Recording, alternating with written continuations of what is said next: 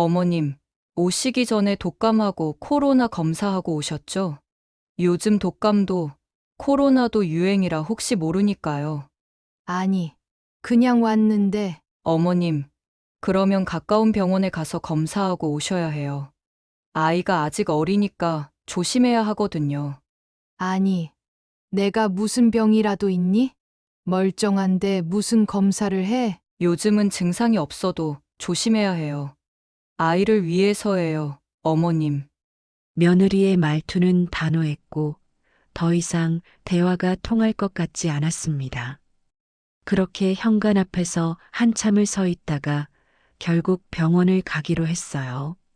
얘가 장난이 좀 심한 것 같아. 오늘도 놀다가 팔을 꼬집고 때렸는데, 좀 심하더라고. 아, 애들이 다 그렇죠, 뭐.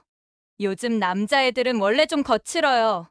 그래도 너무 심한 것은 자제하도록 가르쳐 줘야지. 어머님, 요즘은 애들한테 함부로 화내면 안 돼요. 그리고 화내는 것은 아동학대예요. 자연스럽게 클 때까지 기다려주는 게 좋아요. 늦은 밤 엄마를 기다리던 손자가 갑자기 내 머리카락을 확 잡아당겼어요. 이놈아, 뭐 하는 거야? 엄마! 할머니가 나한테 소리 질렀어. 어머님, 대체 왜 그러셨어요? 아이가 얼마나 예민한데 그렇게 소리를 지르면 어떡해요? 얘가 자꾸 할머니한테 달려들고 머리까지 잡아당기는데 가만히 있어야 하니? 그럴 땐 그냥 대화를 하셔야죠. 강압적인 태도는 아이한테 트라우마를 줄 수도 있어요. 며느리의 말투는 너무 단호했고 마치 저를 나무라는 것 같았어요. 손자는 다시 제 머리카락을 세게 잡아당기고 있었습니다. 버르장 머리가 왜 이리 없어? 어머님, 이건 아동학대예요. 전 그냥 넘어갈 수 없어요. 그 순간 며느리의 얼굴이 굳어졌습니다. 곧바로 휴대폰을 꺼내더니 경찰에 전화를 걸었어요. 여보세요? 아동학대 신고하려고요. 아니, 너 지금 뭐 하는 거야? 어머님, 이건 그냥 넘어갈 문제가 아니에요. 아이가 정서적으로 상처받았어요. 좀 있으니 경찰이 아파트 앞에 도착했습니다. 요즘 경찰 정말 빨리 출동하더군요. 신고받고 왔습니다. 여기서 아동학대 의심 신고가 접수됐습니다. 이분이 저희 아이한테 소리를 지르고 정서적으로 위협을 가했습니다. 일단 신고가 접수됐으니 사실관계를 확인해야 합니다. 신고자는 정확히 어떤 일이 있었는지 말씀해 주세요. 어머님께서 아이한테 버릇을 가르친다고 소리를 지르셨고요. 아이가 겁을 먹고 울면서 저한테 전화했어요. 평소에도 강압적인 말투를 사용하셨습니다. 경찰관님, 제가 학대를 했다고요? 손자가 계속 제 머리카락을 잡아당겼어요. 몇 번을 말해도 안 듣고, 심지어 팔에 멍까지 들었어요. 애들이 장난치다 보면 그럴 수도 있죠. 신고자는 혹시 아이가 할머니에게 심한 장난을 쳤다는 걸 알고 계셨습니까? 그야 뭐 애들이 원래 그런 거니까요. 며느리는 애써 시선을 피하며 대답했어요. 경찰의 표정이 미묘하게 변했습니다. 정황상 명확한 학대라고 단정 짓기는 어렵습니다. 어머님께서 감정을 격하게 표현하신 건 맞지만 신고자 측에서 아이의 행동도 고려해야 합니다. 며느리는 당황한 기색이 역력했어요. 그럼 그냥 넘어간다는 건가요? 아닙니다. 하지만 정식으로 조사할 만한 사안인지 추가 확인이 필요합니다. 양측 의견을 모두 들었으니 오늘은 이만 마치겠습니다. 경찰은 더 이상 할 말이 없다는 듯 며느리를 바라보았습니다. 안녕하세요. 대전에 사는 68세 한옥희입니다. 젊은 시절에는 오직 가족을 위해 살았습니다. 남편과 함께 작은 가게를 운영하며 두 아들을 키웠고 힘들어도 행복했던 시간이었습니다. 하지만 세월이 지나 큰아들, 작은 아들이 결혼하고 나니 남편과 둘이 보내는 시간들이 나름 재미는 있지만 허전하기는 하더라고요. 여러분은 경찰서에서 조사를 받아보신 적이 있나요? 저는 얼마 전 그런 일을 당했습니다. 그것도 다름 아닌 며느리가 신고를 해서 겪은 일들을 한번 얘기해 보려 합니다. 제가 주책이었죠. 요즘 자식들은 결혼하고 나면 그저 잘 살길 바랄 뿐 찾아가지도 하지 말고 애써 관심을 표현하지도 않았어야 했는데 제가 미련했나 봅니다. 제 이야기를 들어보시고 여러분의 생각을 글로 남겨주세요. 나이가 드니 이런 하소연도 들어주시는 분들이 있으면 좋다는 생각이 많이 듭니다. 구독과 좋아요도 꼭 부탁을 드립니다. 어느 날 전화 한 통이 걸려왔습니다. 화면에 뜬 이름을 보고 깜짝 놀랐어요. 큰 며느리였습니다. 결혼 후 6년 동안 전화라고 거의 없던 며느리가 갑자기 연락을 한 것이었습니다. 반가운 마음보다 의아한 감정이 먼저 들었어요. 어머님, 잘 지내세요? 오랜만에 듣는 며느리의 목소리였지만 말투는 여전히 사무적이었어요. 안부 인사조차 어색하게 느껴졌습니다. 아, 그래, 무슨 일이니? 며느리가 직접 연락한 이유가 궁금했어요. 그동안 그렇게 연락이 없던 사람이 먼저 전화를 걸었다는 건 분명 이유가 있을 거라고 생각했습니다. 그게 저 이번에 직장을 옮기게 됐어요. 그런데 마침 남편도 출장이라 아이를 돌봐줄 사람이 없어서요. 혹시 일주일 정도만 서울에 올라오실 수 있을까요? 순간 마음이 복잡해졌습니다. 그동안 그렇게 거리를 두던 며느리가 이제야 나를 찾는구나 싶었어요. 그래도 손자를 봐달라는 부탁을 외면할 수는 없었습니다. 엄마, 갈 필요 없어. 작은 아들은 내 얼굴을 보자마자 단호하게 말했어요. 형수 원래 그러잖아. 필요할 때만 연락하는데 굳이 그걸 들어줄 이유 없어. 작은 아들의 말이 틀린 건 아니었어요. 며느리는 명절에도 오지 않았고 집안 행사도 핑계를 대며 빠졌어요. 1년에 한 번 얼굴 보기도 힘든 사람이었어요. 그런데 이제 와서 손자 좀 봐달라고 한다니 솔직히 서운한 마음이 들었습니다. 그래도 손자가 얼마나 보고 싶었는데. 작은 아들은 한숨을 쉬며 고개를 저었어요. 엄마, 보고 싶은 거랑 형수 부탁 들어주는 거랑은 다른 문제야. 엄마가 한번 봐주면 앞으로 계속 엄마한테 맡기려고 할걸? 그래도 큰애가 부탁하는데 안 갈 수도 없지 않겠니? 저는 흔들리는 마음을 감추며 작은 아들에게 되물었어요. 그때 남편이 한사코 가라고 했습니다. 그래도 우리 자식인데 며느리 사정이 어려워서 부탁하는 거 아니겠어? 손자가 할머니 손길도 한 번 못 느끼고 크면 너무 섭섭하지 않겠어? 부모 된 입장에서 그 정도는 해줘야지. 남편은 옛날부터 가족을 챙기는 사람이었어요. 아무리 섭섭한 일이 있어도 가족끼리는 끝까지 품어야 한다는 게 남편의 신념이었습니다. 하지만 당신도 알잖아요. 며느리가 우리한테 어떻게 했는지. 이번에도 필요하니까 연락한 거라는 거 뻔하지 않아요? 저는 솔직한 마음을 털어놓았어요. 전혀 관심 없이 살고 있다가 갑자기 연락해서 손자를 맡아달라니 참 모순된 일이었어요. 그래도 가봐. 며느리한테 잘 보이려는 게 아니라 손자한테 할머니가 있다는 걸 보여줘야 하지 않겠어? 남편이 그렇게까지 말하는데도 선뜻 마음이 내키지 않았습니다. 그동안 당한 서운함이 한두 개가 아니었기 때문이에요. 하지만 남편의 말을 듣고 나니 더 이상 고민할 수 없었습니다. 결국 일주일만 가기로 했어요. 서울에 도착해서 큰아들 집 앞에서 며느리를 만났습니다. 결혼식 이후 6년 만에 며느리 집을 방문하는 날이었어요. 이제야 조금은 가까워질 수 있겠다는 기대를 했습니다. 그런데 며느리는 마치 낯선 사람을 대하듯 차가운 얼굴이었어요. 어머님, 오시기 전에 독감, 코로나 검사하셨죠? 요즘 독감도 코로나도 유행이라 혹시 모르니까요. 순간 당황스러웠습니다. 멀리서 일부러 찾아왔는데 반갑다는 말 한마디 없었어요.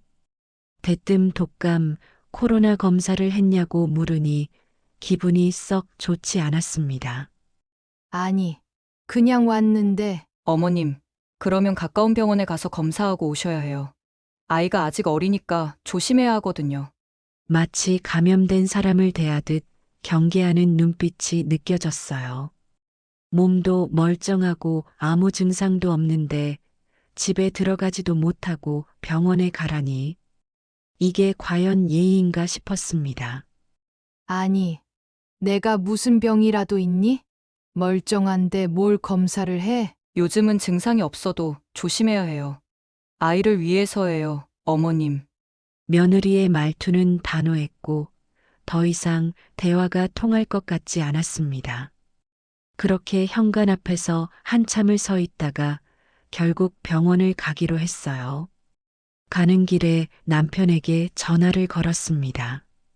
목소리를 듣는 순간 참았던 서운함이 터져 나왔어요. 당신, 나 그냥 대전 내려갈까? 서울 와서 문 앞에서 쫓겨났어. 그게 무슨 소리야? 독감하고 코로나 검사 안 했다고 집에 못 들어오게 하네. 병원 갔다가 오라는데 내가 꼭 이래야 하나 싶어. 순간 남편이 한숨을 쉬는 소리가 들렸어요. 그리고 곧바로 화난 목소리가 들려왔습니다. 지금 당장 내려와. 뭘 그렇게까지 참으면서 거기 있겠다고 해. 그런 대접 받으면서까지 있을 이유 없어. 남편의 목소리는 단호했습니다. 평소 가족이라면 무조건 감싸야 한다던 남편이 이렇게까지 화를 내는 건 처음이었어요. 내가 뭐라고 했어? 애초에 가지 말랬지? 이번에도 필요할 때만 부른 거라고. 지금이라도 돌아와, 엄마! 작은 아들의 목소리도 격앙돼 있었습니다. 그제야 정신이 번쩍 들었어요. 결국 다시 대전으로 돌아갔습니다. 멀리까지 갔던 길이 허무했어요. 하지만 아무리 생각해도 그런 대접을 받으면서까지 있을 이유는 없었습니다. 이제 다시는 연락이 오지 않겠지 싶었어요. 그런데 다음 날 아침 낯선 번호로 전화가 걸려왔습니다. 받아보니 며느리의 어머니, 그러니까 안사돈이었어요. 사돈, 저 미영이 엄마예요. 아침부터 죄송한 전화 드려요. 목소리는 한껏 조심스러웠습니다. 무슨 말을 하려는지 짐작이 갔어요.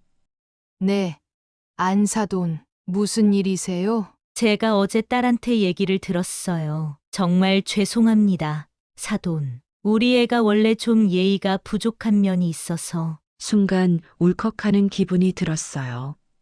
며느리는 한마디 사과도 없었는데 오히려 안사돈이 먼저 전화를 걸어 사과를 했어요. 제가 애한테 뭐라고 했어요. 사돈께서 얼마나 섭섭하셨겠냐고요. 어제도 식당 마감하면서 계속 마음이 불편해서요. 아니에요. 안사돈, 뭘 그렇게까지. 아니에요. 사돈, 우리 애가 철이 없어요. 그런데 사돈, 혹시 한 번만 다시 올라가 주실 수 있을까요? 순간 망설여졌어요. 한번 돌아왔는데 다시 올라가야 하나 싶었습니다.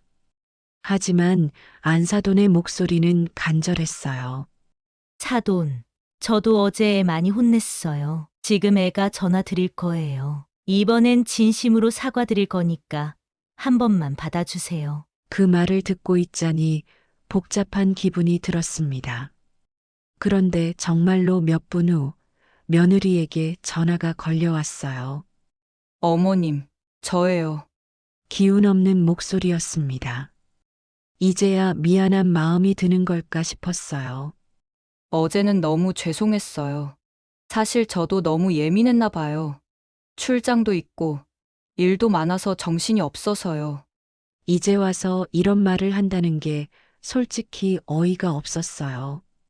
그렇지만 며느리의 목소리는 분명 전날과는 달랐어요. 어머님, 한 번만 다시 와주시면 안 될까요? 아이가 할머니를 정말 보고 싶어 해요. 저도 어제 생각해 보니 너무했어요. 나를 필요로 하는 이들이 있다는 생각이 들었습니다. 그냥 끝내기엔 마음이 남았습니다. 결국 다시 짐을 싸서 서울로 향했습니다. 한바탕 난리를 쳐서인지 이번에는 집에 쉽게 들어갈 수 있더군요. 저는 오랜만에 보는 손자를 위해 갈비, 잡채, 떡 같은 음식을 챙겨서 가져갔습니다. 손자가 좋아할 거라 기대했는데 며느리는 그걸 보더니 인상을 쓰더군요.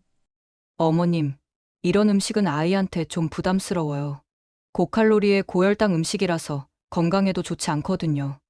그렇게 말하며 음식을 냉동실로 넣어버렸어요. 한숨이 나왔지만 다 아이 건강을 위한 거라 생각하며 참았습니다. 그런데 손자를 보는 순간 또 다른 충격이 밀려왔어요. 7살이면 제법 의젓해질 나이인데 손자의 행동은 그렇지 않았습니다. 할머니가 왔는데도 인사도 하지 않았어요. 아니, 정확히 말하면 인사할 생각조차 없어 보였어요. 며느리도 인사를 시키지도 않고요. 아무리 세상이 변해도 이런 게 있나 싶더군요. 하긴 1년에 한 번 정도 보는데 할머니에 대한 정이 있을까도 싶었습니다. 우리 손자, 할머니 보고 싶었어? 제가 먼저 말을 건네자 손자는 힐끔 쳐다보더니 대꾸도 없이 방으로 들어갔습니다. 어쩌다 이렇게 버릇이 없어졌을까 싶었어요. 서울에 다시 올라온 다음 날부터 본격적으로 손자를 돌보기 시작했습니다. 아침이면 아이를 깨우고 옷을 입히고 밥을 먹이고 어린이집에 보내야 했어요. 간단한 일이라 생각했는데 손자는 도무지 말을 듣지 않았습니다. 우리 손자, 이제 일어나야지. 부드럽게 깨워도 눈을 질끈 감고 이불을 머리까지 덮었습니다. 몇 번을 흔들어 깨워도 꼼짝도 하지 않았어요. 할머니 피곤해. 더 잘래. 울먹이며 짜증을 냈습니다. 할 수 없이 더 기다려줬지만 시간이 지나도 일어날 기미가 보이지 않았어요. 이러다가 어린이집 늦겠네. 얼른 일어나자. 그러자 갑자기 이불을 걷어차며 소리를 질렀습니다. 안 가. 나 어린이집 안 가. 아침부터 진이 빠졌어요. 결국 손을 붙잡고 간신히 씻기고 옷을 입혔습니다. 하지만 식탁 앞에 앉히자 또 다른 난관이 기다리고 있었습니다. 우리 손자, 맛있는 밥 먹자. 반찬을 정성껏 차려줬지만 손자는 한 숟갈 뜨더니 곧바로 숟가락을 내려놓았어요. 이거 싫어. 왜? 갈비 좋아한다며? 이거 아니야. 엄마가 해준 거랑 달라. 반찬 투정이 심했어요. 국이 싱겁다고 투덜대고 김치는 맵다고 안 먹고 고기는 질기다고 뱉었어요. 아침마다 밥을 먹이는 일이 전쟁 같았습니다. 그럼 뭘 먹고 싶어? 햄버거. 아침부터 햄버거를 먹으면 어떡하니? 밥 먹어야지. 그러자 갑자기 밥그릇을 탁 밀어버렸습니다. 밥알이 식탁에 튀고 국이 쏟아졌어요. 이놈아, 그러면 안 돼. 그제야 손자가 삐죽거리며 나를 쳐다봤습니다. 하지만 전혀 미안한 기색이 없었어요. 그렇게 아침을 겨우 해결하고 어린이집에 데려다 주려고 했습니다. 그런데 신발을 신기려 하자 손자가 또 발버둥을 쳤어요. 나 안 가. 친구들 기다리잖아. 얼른 가자. 싫어. 엄마랑 갈 거야. 엄마는 회사 가야 하잖아. 할머니랑 가자. 결국 울고불고 난리가 났어요. 한참을 달래고 간신히 안아서 데려갔습니다. 어린이집 앞에 데려다 주자 선생님이 놀란 얼굴로 손자를 받았어요. 민망한 기분이 들었어요. 이게 단순한 예민함인지 버릇이 없는 건지 헷갈렸습니다. 하루를 그렇게 시작하고 나니 몸이 천근만 근처럼 무거웠어요. 하지만 그것도 시작일 뿐이었습니다. 아무리 좋게 말해도 듣지 않았고 원하는 게 아니면 짜증부터 냈습니다. 그때야 깨달았어요. 큰아들과 며느리가 아이를 너무 오냐오냐 키운 건 아닌지, 아이를 사랑하는 것과 버릇을 잡아주는 건 다른데 너무 방치한 게 아닌가 싶었습니다. 하지만 이런 생각을 며느리에게 말할 수는 없었습니다. 그러다가 또 갈등이 생길까봐 조심스러웠어요. 그런데 하루 일과가 거기서 끝나는 게 아니었어요. 어린이집이 끝나면 곧장 학원으로 이동해야 했습니다. 할머니, 나 학원 안 가고 집에 가고 싶어. 손자는 어린이집에서 나오자마자 칭얼거리기 시작했어요. 하지만 일정표를 보니 하루에 무려 4개의 학원을 다니고 있었습니다. 오늘은 어디 가는 날이니? 수학, 영어, 피아노, 태권도. 이걸 다 가야 해? 이렇게 어린 게 하루 종일 공부에 시달리는 게 안쓰러웠어요. 하지만 며느리가 학원 스케줄을 짜놓은 거라 어쩔 수 없었어요. 학원 하나를 끝내고 나면 또 다른 학원으로 이동해야 했습니다. 그렇게 저녁이 다 될 무렵에야 집으로 돌아올 수 있었어요. 우리 손자. 이제 집에 왔으니까 씻고 저녁 먹자. 하지만 손자는 집에 오자마자 씻지도 않고 소파에 벌러덩 누웠어요. 싫어. 엄마 올 때까지 할머니랑 놀래. 학원에서 힘들었으니 쉬고 싶을 수도 있겠다 싶었어요. 하지만 씻지도 않고 저녁도 거부한 채 계속 놀아달라고 졸랐습니다. 할머니, 로봇 놀이하자. 할머니, 숨바꼭질 하자. 할머니, 같이 유튜브 볼래. 저녁을 먹이려 해도 먹지 않으려 했어요. 학원에서 주전부리를 먹었는지 배가 안 고프다며 떼를 썼습니다. 아니야. 밥 안 먹을 거야. 엄마 올 때까지 놀 거야. 그래도 밥은 먹어야지. 싫어. 엄마 올 때까진 밥 안 먹을 거야. 결국 저녁을 먹이려면 아이와 한바탕 실랑이를 벌여야 했습니다. 어렵게 한두 숟갈 떠먹이고 나면 또 장난을 치며 도망가 버렸어요. 결국 저녁 시간이 한참 지나서야 간신히 밥을 먹었습니다. 그마저도 반은 남기고 방으로 들어가 버렸어요. 공부가 인성보다 더 중요한 것인지 손자를 보면서 참 많은 생각을 했습니다. 하지만 결국 큰일이 터지고 말았습니다. 손자의 버릇없는 행동을 그냥 넘길 수 없던 어느 날 저는 결국 참지 못하고 한마디 해버리고 말았어요. 어느 날 손자가 놀다가 제 팔을 세게 꼬집었습니다. 아프다고 말하니 그걸 보고 깔깔 웃으며 즐거워했어요. 그 순간 가슴이 철렁 내려앉았습니다.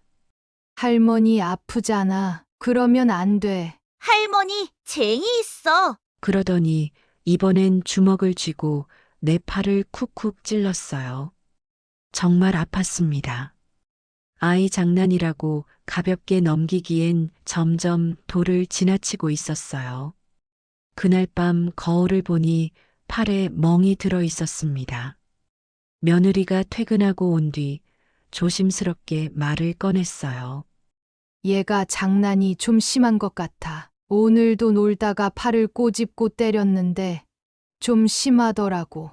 그러자 며느리는 핸드폰을 보면서 건성으로 대답했습니다. 아, 애들이 다 그렇죠 뭐. 요즘 남자애들은 원래 좀 거칠어요.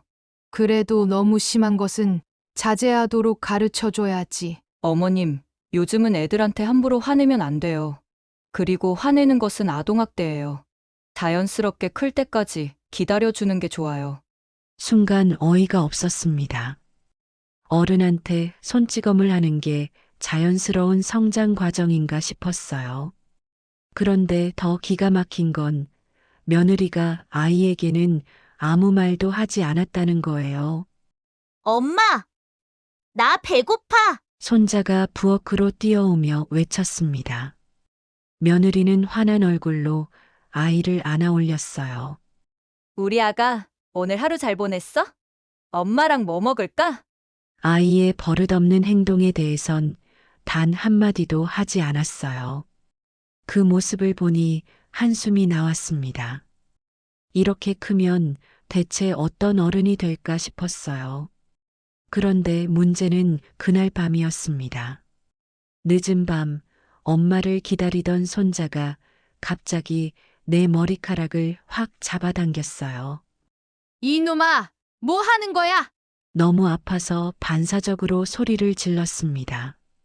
손자는 바닥에 주저앉아 울기 시작했어요. 그러더니 곧바로 엄마에게 전화를 걸었습니다. 엄마, 할머니가 나한테 소리 질렀어. 그날 저녁 며느리는 퇴근하자마자 집으로 달려왔습니다. 문을 열고 들어오면서부터 얼굴이 굳어 있었어요. 어머님, 대체 왜 그러셨어요? 아이가 얼마나 예민한데 그렇게 소리를 지르면 어떡해요? 얘가 자꾸 할머니한테 달려들고 머리까지 잡아당기는데 가만히 있어야 하니? 그럴 땐 그냥 대화를 하셔야죠. 강압적인 태도는 아이한테 트라우마를 줄 수도 있어요. 며느리의 말투는 너무 단호했고 마치 나를 나무라는 것 같았어요. 도저히 이해할 수 없었습니다. 손자를 훈육한 게 그렇게 큰 잘못인가 싶었어요. 그런데 그 순간 손자가 다시 장난을 치기 시작했습니다. 내 머리카락을 또 잡아당겼어요. 너무 놀라 반사적으로 외쳤습니다. 버르장 머리가 왜 이리 없어? 그 순간 며느리의 얼굴이 굳어졌습니다. 그리고 바로 휴대폰을 들었습니다. 어머님, 이건 아동학대예요. 전 그냥 넘어갈 수 없어요. 그렇게 말한 뒤 경찰에 전화를 걸었습니다. 저는 믿을 수가 없었습니다. 손자를 혼냈다는 이유로 신고를 당할 줄은 꿈에도 몰랐어요. 여보세요? 아동학대 신고하려고요. 그 말을 듣는 순간 머리가 하얘졌습니다. 아니, 너 지금 뭐 하는 거야? 어머님, 이건 그냥 넘어갈 문제가 아니에요. 아이가 정서적으로 상처받았어요. 며느리는 단호했습니다. 아무리 말해도 들을 것 같지 않았어요. 그렇게 몇 분이 지나고 초인종이 울렸습니다. 문을 열자 경찰 2명이 서 있었습니다. 어두운 복도에서 보이는 경찰 제복이 낯설고도 무서웠어요. 신고받고 왔습니다. 여기서 아동학대 의심 신고가 접수됐습니다. 경찰의 말에 며느리는 곧장 나를 가리켰어요.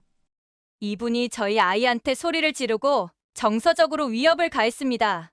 억울해서 손을 저으며 말했어요. 하지만 경찰은 차분한 표정으로 노트와 펜을 꺼냈습니다. 일단 신고가 접수됐으니 사실관계를 확인해야 합니다. 신고자는 정확히 어떤 일이 있었는지 말씀해 주세요. 며느리는 기다렸다는 듯이 말을 이어갔습니다. 어머님께서 아이한테 버릇을 가르친다고 소리를 지르셨고요. 아이가 겁을 먹고 울면서 저한테 전화했어요. 평소에도 강압적인 말투를 사용하셨습니다. 저는 도저히 참을 수 없었어요.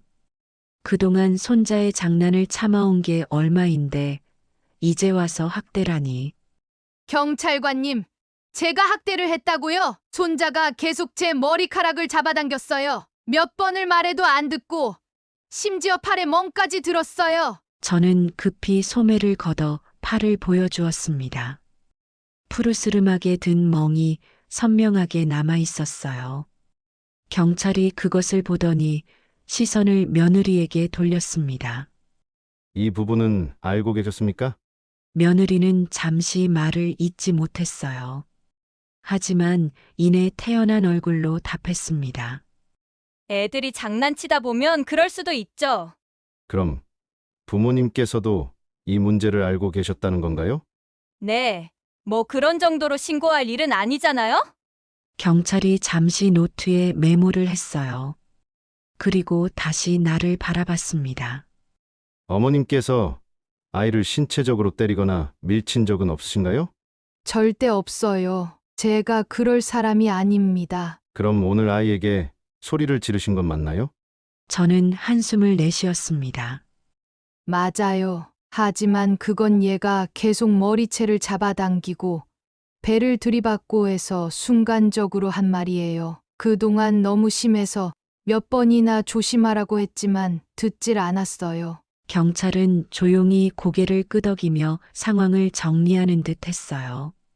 신고자는 혹시 아이가 할머니에게 심한 장난을 쳤다는 걸 알고 계셨습니까?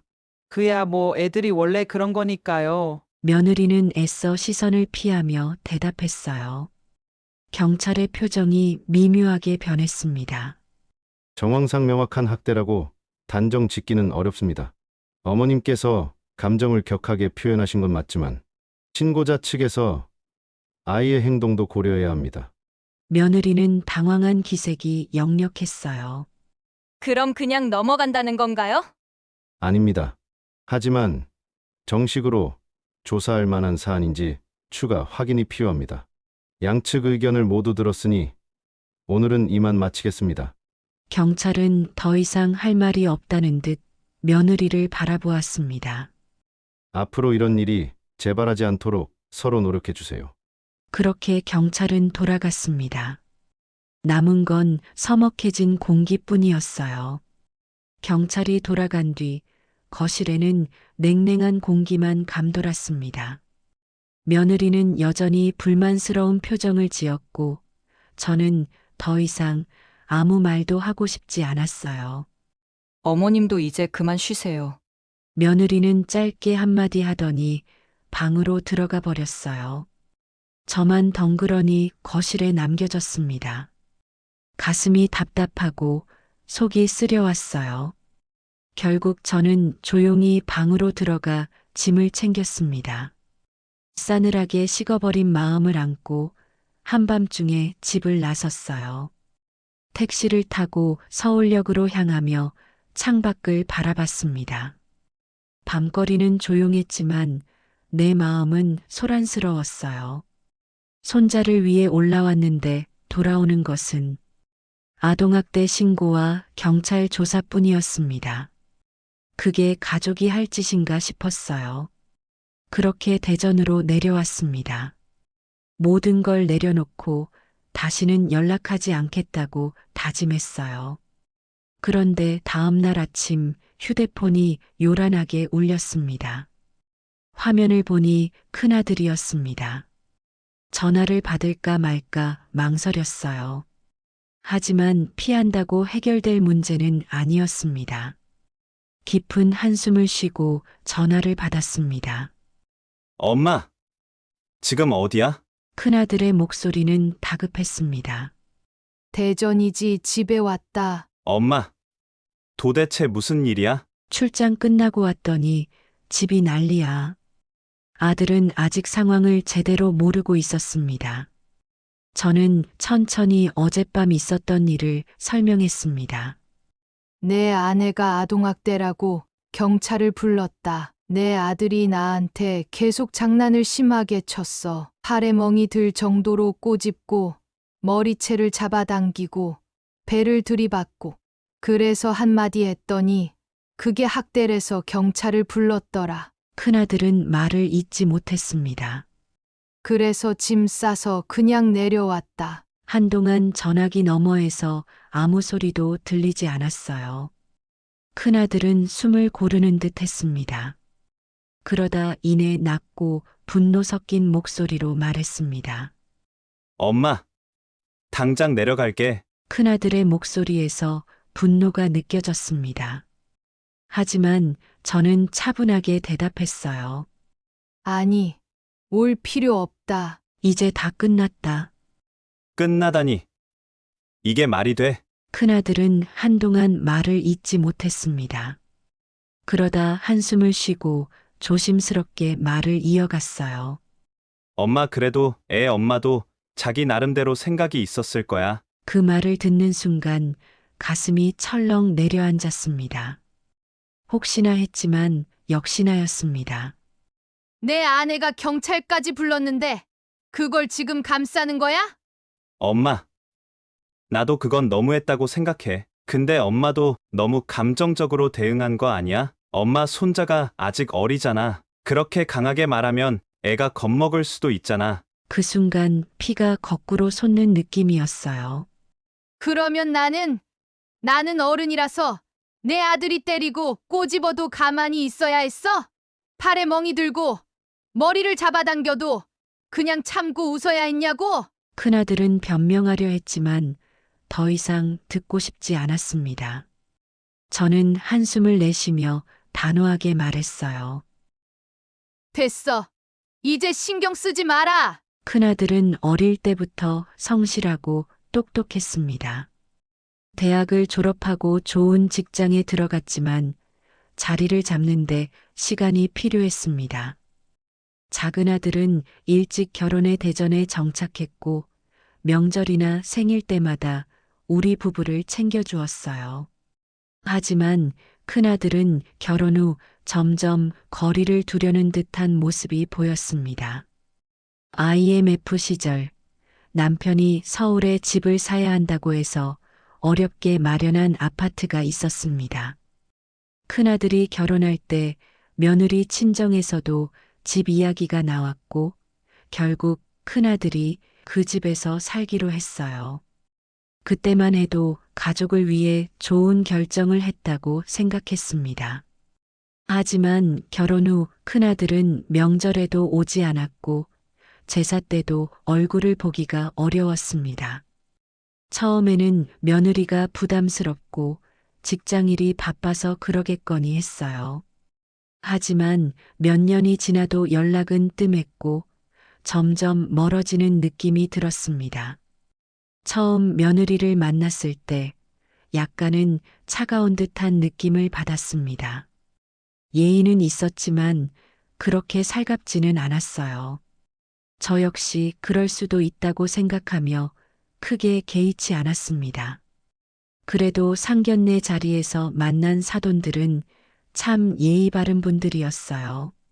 사람을 대하는 태도가 공손했고 저와 남편에게도 정중하게 대했습니다. 먼 길 오시느라 힘드셨죠? 며느리 아버지가 차분한 목소리로 말을 건넸어요. 우리 아이가 많이 부족한데 두 분께서 예쁘게 봐주시면 감사하겠습니다. 며느리 어머니도 고개를 숙이며 정중하게 말씀하셨습니다. 부모님께서 이렇게 좋은 아들을 키워주셔서 저희도 마음이 놓입니다. 앞으로 사돈 어른들과도 좋은 인연 이어가고 싶습니다. 하나하나 배려하는 말투였습니다. 덕분에 상견례 분위기도 화기애애하게 흘러갔어요. 그날만큼은 저도 며느리와 금방 가까워질 수 있을 거라 생각했습니다. 하지만 결혼 후 시간이 지나면서 며느리의 태도는 조금씩 변해갔습니다. 처음에는 바빠서 그렇겠거니 했지만 시간이 지날수록 일부러 거리를 두는 듯한 느낌이 들었어요.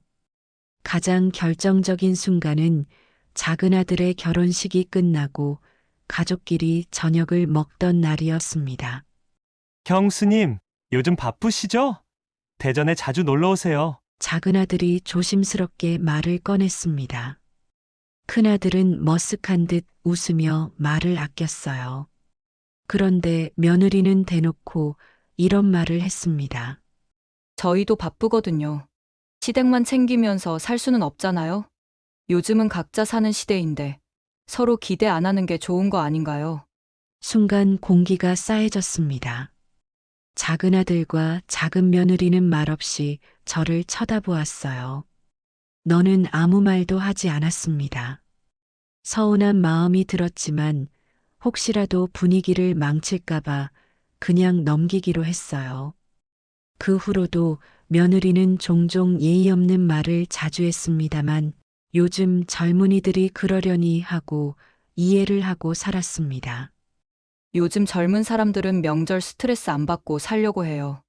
부모님 세대처럼 시댁에서 살림하고 음식 준비하고 그런 거 안 해요. 솔직히 말해서 차례 음식 준비하는 거 보면 시대착오적인 느낌이 들어요. 듣고 있자니 속이 상했습니다.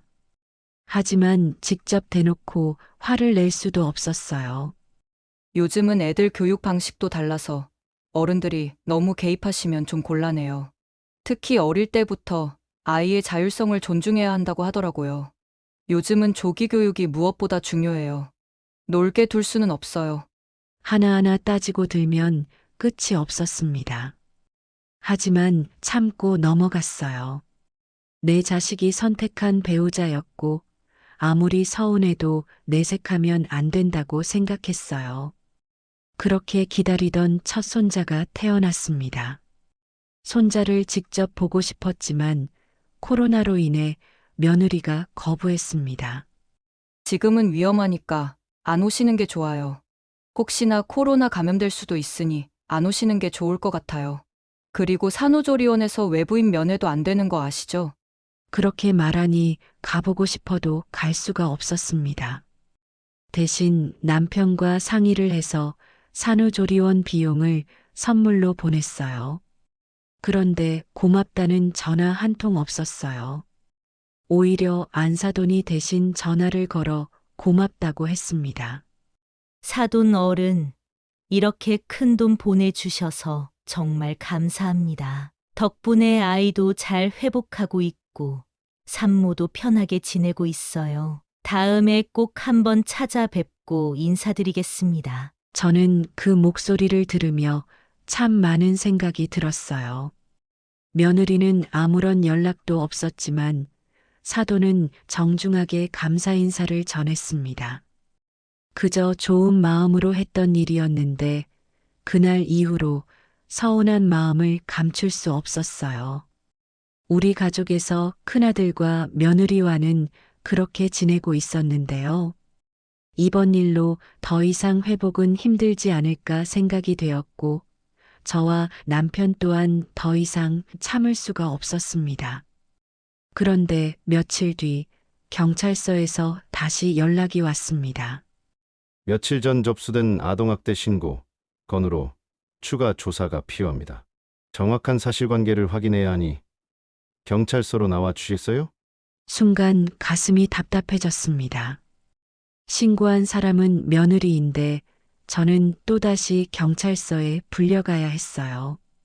서러움이 북받쳤지만 가지 않을 수도 없는 일이었습니다. 그날 남편과 함께 경찰서로 갔습니다. 생전 처음 가는 경찰서라 마치 죄 지은 것처럼 무섭게 느껴지더군요. 경찰서에 앉아 있자니 가슴이 답답하고 손이 떨렸어요. 이 나이에 경찰서에서 조사를 받게 될 줄은 꿈에도 몰랐습니다. 어머님께서 아이에게 큰 소리를 지르셨다고 신고가 접수되었습니다.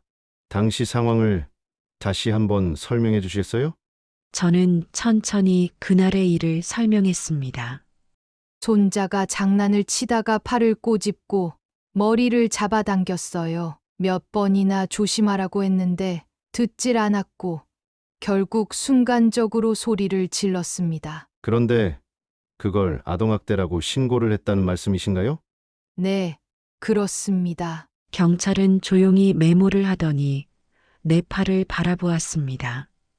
그날 손자가 장난이라고 하며 때린 자국이 아직도 선명하게 남아 있었어요. 어머님께서 아이에게 신체적인 폭력을 가한 적은 없으신가요? 절대 없습니다. 저는 단호하게 말했어요. 그러자 경찰은 고개를 끄덕이며 며칠 전 조사한 기록을 확인했습니다. 조사한 결과 명백한 학대로 보기에는 무리가 있습니다. 아이의 증언에서도 특별히 신체적 학대 정황은 나오지 않았습니다. 그 말을 듣는 순간 가슴을 짓누르던 무거운 돌덩이가 조금 내려가는 듯 했어요. 그러면 이 신고는 어떻게 되는 건가요? 남편이 묻자 경찰은 서류를 정리하며 대답했습니다. 고소장이 접수된 것은 아니기 때문에 추가 조치는 없습니다. 하지만 보호자가 다시 문제를 제기하면 절차가 다시 진행될 수 있습니다. 순간 남편이 헛웃음을 지었습니다. 참 기가 막히네. 이게 부모한테 할 짓인가? 저는 남편의 팔을 붙잡고 조용히 고개를 저었습니다. 이제 와서 따진다고 바뀔 건 없었어요. 그저 빨리 이 일에서 벗어나고 싶을 뿐이었습니다. 그렇게 경찰서를 나오면서 남편이 한숨을 내쉬며 말했습니다. 이제 더 이상 미련 둘 것도 없다. 저는 조용히 고개를 끄덕였습니다. 그리고 남편과 함께 지금 아들이 살고 있는 아파트를 팔기로 결정을 내렸어요. 남편과 저는 다음날 아들이 사는 아파트 근처 부동산을 찾아갔습니다. 마음은 이미 정리했지만 발걸음이 무겁고 허전했어요. 이 집을 정리해야만 진짜 끝낼 수 있을 것 같았습니다. 부동산 문을 열고 들어서자 중개사가 반갑게 인사를 건넸습니다. 어서 오세요.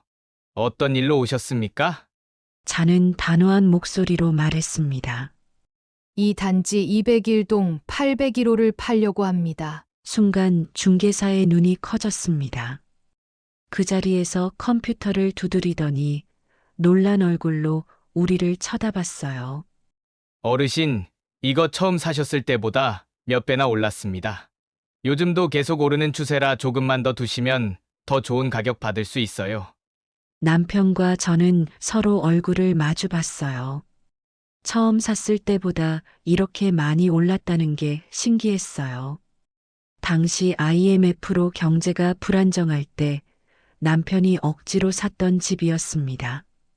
그때는 무리해서 마련한 집이었지만 지금은 가격이 몇 배로 뛰어 있었습니다. 그래도 빨리 팔고 싶습니다. 중개사는 눈썹을 찌푸리며 다시 한번 권했습니다. 아니, 요즘 GTX 노선 때문에 더 오를 가능성이 큽니다. 이거 두고 가만히 계셔도 시세가 훨씬 좋아질 겁니다. 중개사의 말이 틀린 건 아니었어요. 조금만 더 기다리면 더 높은 가격을 받을 수도 있었어요. 하지만 저는 그저 하루라도 빨리 이 집을 정리하고 싶었습니다. 아니요. 한 달 안에 꼭 매매해 주세요. 중개사는 당황한 얼굴로 우리를 바라봤어요. 정말 급하신가 보네요. 네. 당장 정리하고 싶어요. 중개사는 다시 한번 컴퓨터를 보며 뭔가를 확인하더니 한숨을 내쉬었습니다. 이거 요즘 매물로 내놓으면 금방 팔릴 겁니다. 이 정도 위치에 이런 시세면 매수하려는 사람들이 줄 서 있어요. 그렇게 계약서를 작성하며 사인을 했습니다. 마음이 이상했어요. 이 집을 큰아들에게 주었을 때만 해도 이곳에서 행복한 가정을 꾸릴 줄 알았어요. 하지만 결국 이렇게 끝을 보게 될 줄은 몰랐습니다. 펜을 내려놓고 계약서를 바라보았습니다. 그 순간 머릿속에 수많은 기억들이 스쳐 지나갔어요. 이 집을 처음 계약할 때 남편과 얼마나 고민했는지, 큰아들이 결혼할 때 흔쾌히 내주면서 기대했던 행복한 미래, 손자가 태어나면 함께 웃으며 살아갈 줄 알았던 꿈. 하지만 현실은 달랐습니다. 이제 더 이상 미련을 둘 것도 없었습니다. 마지막으로 깊은 한숨을 내쉬며 계약서를 넘겼습니다. 그때 중개사가 조심스럽게 물었습니다. 그런데 어르신, 혹시 이 집에서 살고 계신 분들한테는 말씀하셨나요? 저는 미소를 지으며 대답했습니다. 부동산에서 직접 전해주세요. 한 달 안에 집을 비워야 한다고. 중개사는 눈을 동그랗게 뜨며 놀란 표정을 지었습니다. 아드님이 아시면 많이 당황하실 텐데 괜찮으시겠어요? 저는 차분하게 고개를 끄덕였습니다. 부동산에서 집을 내놓은 지 하루도 지나지 않아 아들에게서 전화가 걸려왔습니다. 화면에 뜬 큰아들의 이름을 보자 한숨부터 나왔어요. 무슨 말을 할지 뻔히 알 것 같았어요. 하지만 일부러 전화를 받지 않았습니다. 몇 번이고 전화가 울렸지만 모른 척 했어요. 그런데 저녁이 되자 대전 집 앞에서 초인종이 울렸습니다. 누군지 보지 않아도 알 수 있었습니다. 문을 열자 아들과 며느리가 서 있었습니다. 아들은 당황한 얼굴이었고 며느리는 잔뜩 굳어 있었습니다. 엄마, 이게 무슨 일이야? 아들은 들어오자마자 따져 물었어요. 집을 판다고? 부동산에서 연락받고 깜짝 놀랐어. 저는 조용히 차를 한 잔 따라 놓고 자리에 앉았습니다. 흥분한 아들과 며느리를 보며 차분하게 말했어요. 이제 정리할 때가 됐다 싶어서. 아니, 그게 무슨 말이야? 엄마, 이 집 그냥 가지고 있어. 팔면 손해야. 아들은 여전히 돈 이야기를 하고 있었습니다. 내가 왜 이 결정을 했는지는 생각조차 하지 않는 듯 했어요. 아들과 며느리는 여전히 당황한 얼굴이었습니다. 아들은 계속해서 나를 설득하려 했어요. 엄마, 다시 생각해보면 안 돼. 이건 너무 갑작스러워. 우리도 준비할 시간이 필요하잖아. 저는 아무 대답도 하지 않았습니다. 그때까지도 이 상황을 단순한 금전적인 문제로만 보고 있는 아들이 답답했어요. 그렇게 급하게 팔 이유가 어디 있어? 집값도 더 오를 텐데 그냥 가지고 있으면 안 돼? 그 순간 남편이 테이블을 3개 내리쳤습니다. 이놈아, 지금 내가 무슨 말을 하고 있는지 알기나 해! 아들과 며느리는 그제야 움찔하며 남편을 바라봤습니다. 남편은 얼굴이 벌겋게 달아오른 채 참아왔던 분노를 터뜨렸어요. 너희가 부모를 어떻게 대했는지 생각이나 해봤어? 너희 때문에 내 엄마가 경찰서까지 끌려갔다고. 아, 아버지 그건 제가 몰랐던 일이니까. 모르면 가만히 있어야지. 그런데도 내 아내 말만 듣고 내 엄마를 의심했어. 어디서 감히 경찰을 불러? 며느리는 그제야 얼굴이 하얗게 질려 몸을 움츠렸습니다. 남편이 이렇게까지 화를 내는 모습을 처음 본 듯 했어요. 아버님, 저는 그게 너는 가만히 있어. 남편의 호통에 며느리는 그만 입을 닫아버렸습니다. 부모가 이 나이 먹고 경찰서까지 가서 조사를 받아야 했어. 내가 그동안 엄마한테 어떻게 했는지 생각해봐. 아들은 아무 대답도 하지 못했습니다. 고개를 푹 숙인 채 손만 만지작거리고 있었어요. 남편은 더는 참을 수 없다는 듯 한숨을 쉬며 소리쳤습니다. 이 집은 너희한테 준 게 아니다. 우리가 잠시 맡겨놨던 거지. 너희 거라고 생각하지 마라. 아버지, 한 달 안에 집 비워. 너희가 어디 가서 살든 무슨 수를 쓰든 이제 내 알바 아니다. 남편의 목소리는 단호했고 단 한치의 흔들림도 없었습니다. 아들과 며느리는 더 이상 아무 말도 하지 못한 채 서로를 바라봤어요. 그렇게 어색한 침묵 속에서 저는 조용히 차를 한 모금 마셨습니다. 아들과 며느리는 더 이상 아무 말도 하지 못한 채 돌아갔습니다. 그런데 다음 날 아들에게서 전화가 왔습니다. 한참을 망설이다가 전화를 받았습니다. 엄마, 나야. 아들의 목소리가 떨렸어요. 이제야 사태의 심각성을 깨달은 걸까요? 왜 전화했니? 엄마, 정말 미안해. 그 말과 함께 전화기 너머에서 흐느끼는 소리가 들렸습니다. 저는 아무 말 없이 가만히 듣고만 있었어요. 엄마, 제발 우리한테 다시 한번 기회를 주면 안 돼? 우리 잘못했어. 정말 잘못했어. 그때 며느리의 목소리도 들려왔습니다. 어머님, 저도 정말 죄송해요. 제가 너무 경솔했어요. 제가 잘못했어요. 울먹이며 용서를 구하는 목소리가 들려왔습니다. 하지만 쉽게 대답할 수가 없었어요. 너무 늦어버린 후회 같았어요.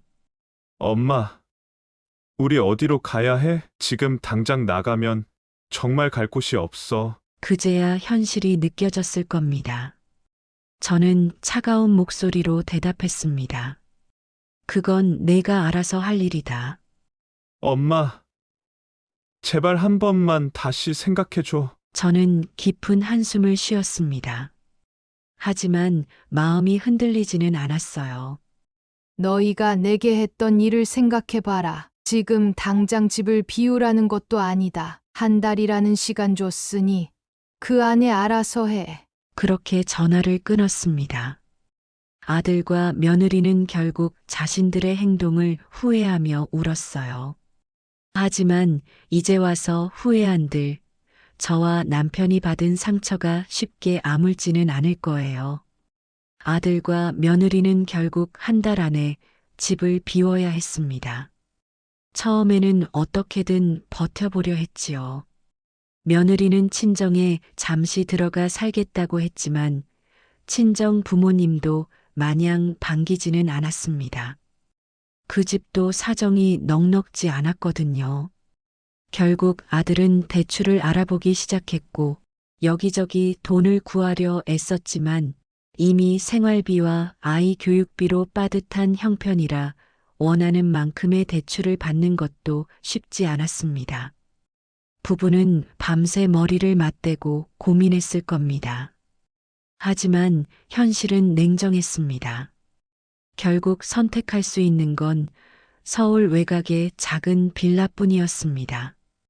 이사하는 날 넓고 채광 좋던 아파트를 떠나 좁고 낡은 빌라로 들어서는 순간 아들과 며느리는 실감이 났을 겁니다. 부모가 주던 그 아늑한 보금자리, 편안했던 생활이 더 이상 당연한 것이 아니라는 거요. 이제부터는 매달 빠져나가는 월세도 감당해야 했습니다. 며느리는 퇴근 후 친정 식당에서 서빙을 도왔고 아들은 퇴근 후 대리운전을 시작했습니다. 늦은 밤 피곤에 찌든 몸을 이끌고 들어오면 그 작은 빌라가 더없이 답답하게 느껴졌을지도 모르지요. 창밖을 바라보면 멀리 보이는 아파트 단지들이 더없이 부러웠을 겁니다. 그곳에 살던 시절이 얼마나 소중했는지, 부모가 해줬던 게 얼마나 큰 것이었는지 이제야 깨달았겠지요. 하지만 후회해도 소용없었습니다. 이미 부모는 등을 돌렸고 그 넓고 편안한 집은 다시는 그들의 것이 아니었습니다. 그런데 그것뿐만이 아니었습니다. 며느리의 친정에 처음에는 이런 내용을 숨겼지만 나중에는 결국 알게 되었어요. 자초지정을 들은 안사돈이 크게 화를 냈다고 했습니다.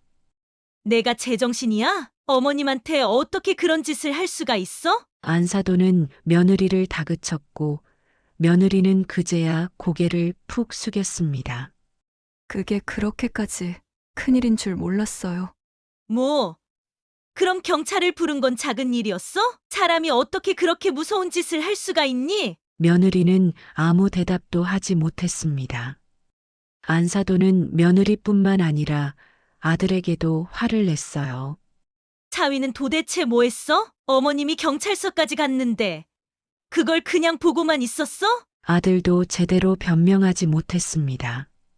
제가 너무 경솔했어요. 제가 정말 잘못했어요. 그제야 사태의 심각성을 깨달은 듯 아들과 며느리는 연신 고개를 숙였습니다. 하지만 후회해도 이미 늦었어요. 그들은 이제 부모에게 의지하지 않고 살아가야 하는 처지가 된 거예요. 한때 그렇게 부모와 거리를 두려 했던 아들과 며느리. 이제는 정말로 거리 밖으로 밀려나 버렸습니다.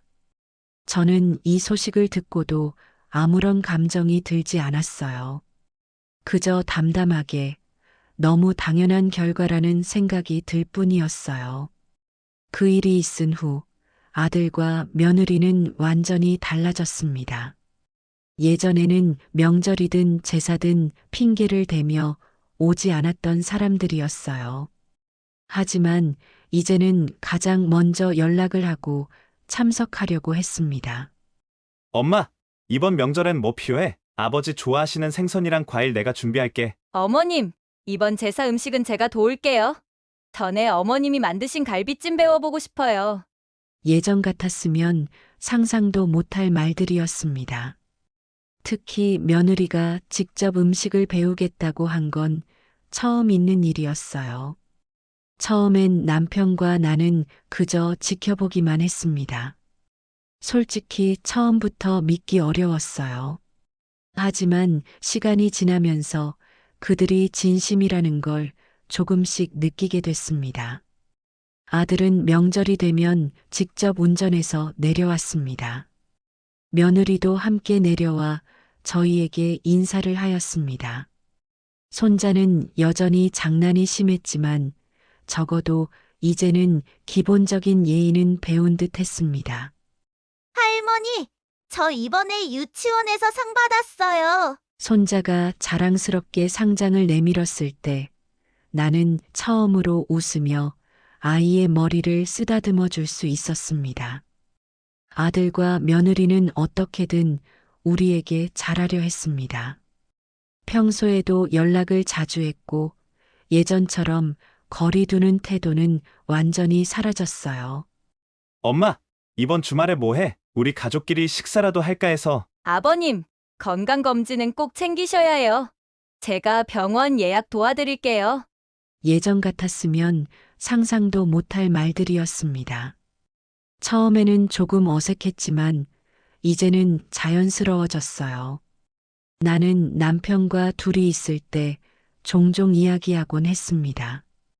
여보, 이게 다 우리가 단호하게 결정을 내린 덕분인가 봐. 남편은 고개를 끄덕이며 차를 한 모금 마셨습니다. 그래, 만약 그때 그냥 넘어갔다면 지금도 똑같았을 거야. 한 번쯤은 이런 단절이 필요했던 거지. 우리도 변했고 아이들도 변했습니다. 가족이라는 이유로 참고만 사는 것이 능사가 아니라는 걸 깨달았어요. 이제는 과거처럼 원망하지 않기로 했습니다. 그저 앞으로 남은 시간 동안 서로에게 더 좋은 가족이 되기로 했어요. 아파트를 매매한 금액은 그대로 은행에 넣어두었습니다. 그 돈을 어떻게 할지는 남편과 충분히 상의했습니다. 생각보다 아파트 값이 많이 올라서 큰아들과 작은아들 반반씩 나누어 주려고 통장도 2개를 만들었습니다. 그러나 당장 큰아들에게 줄 생각은 없었어요.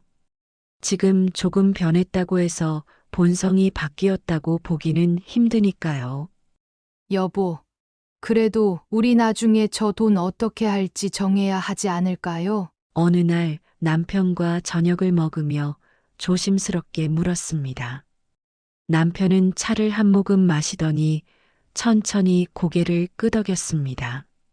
당장 줄 생각은 없어. 그래도 결국은 아들한테 돌아갈 돈 아니에요? 그래. 하지만 지금 당장은 아니야. 앞으로 10년은 지켜볼 거야. 저는 순간 놀랐습니다.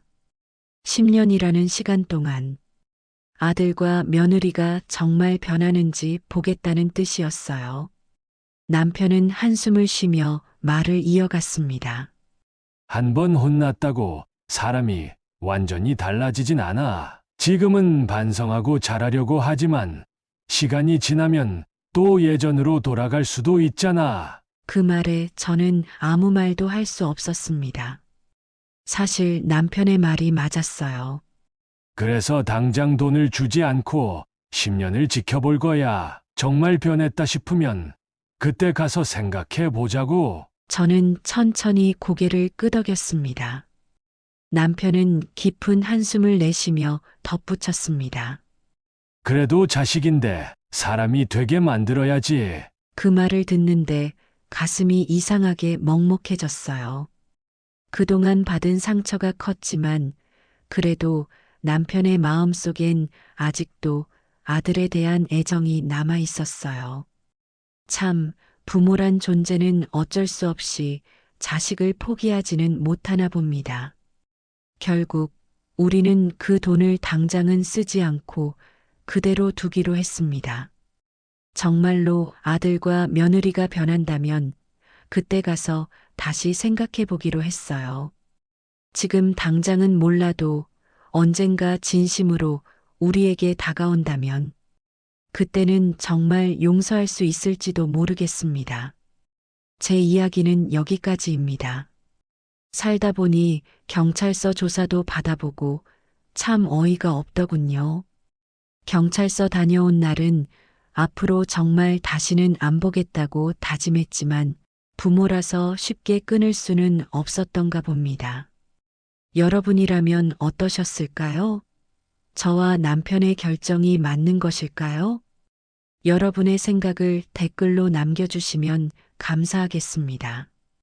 구독과 좋아요, 알림 설정은 영상 제작에 큰 힘이 됩니다. 감사합니다.